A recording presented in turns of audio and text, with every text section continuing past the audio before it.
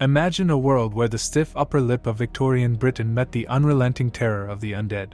A world where the grandeur of Windsor Castle was besieged not by armies or rebellion but by the shambling horrors of a zombie apocalypse. Today we explore what might have happened if a zombie outbreak swept through 1880s Victorian Britain and attacked one of its most iconic landmarks, Windsor Castle.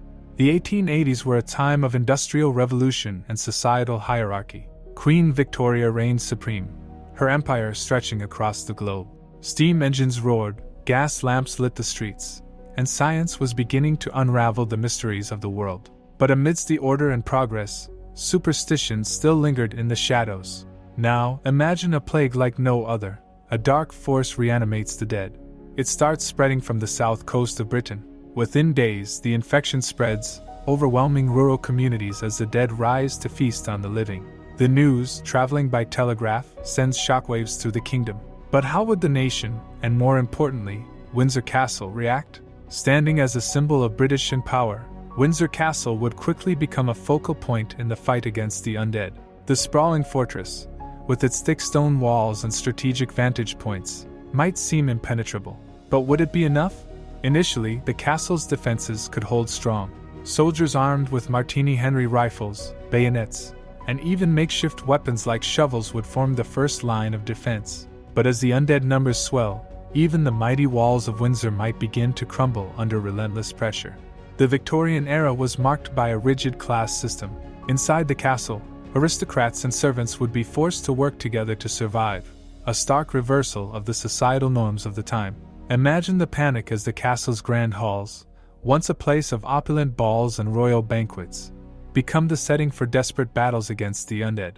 And what of Queen Victoria? The monarch, known for her stoicism, would likely issue a proclamation urging calm and unity. Perhaps she herself would take shelter within the castle's deepest chambers, guarded by her most loyal soldiers. Or, in a moment of Victorian drama, would she take up arms to defend her legacy?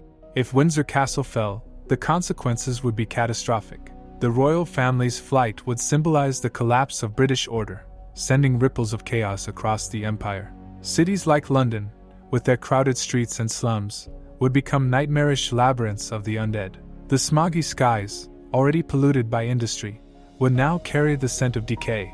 But perhaps the Victorian spirit of innovation could offer hope. Scientists, inspired by the likes of Louis Pasteur, might scramble to understand the disease. Could steam-powered machinery or early electrical devices be repurposed to fight the horde? Would humanity find a way to turn the tide? In the end, the story of a zombie apocalypse in Victorian Britain is a tale of contrasts: order versus chaos, tradition versus innovation, and the human spirit against unimaginable horror. While Windsor Castle might hold out for a time, the fate of the empire would rest on its ability to adapt, to innovate, and to unite. So, what do you think? Could Victorian Britain survive a zombie apocalypse?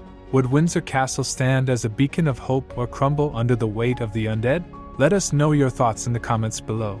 Don't forget to like, subscribe, and hit that bell icon for more what-if scenarios. Until next time, stay curious and stay safe.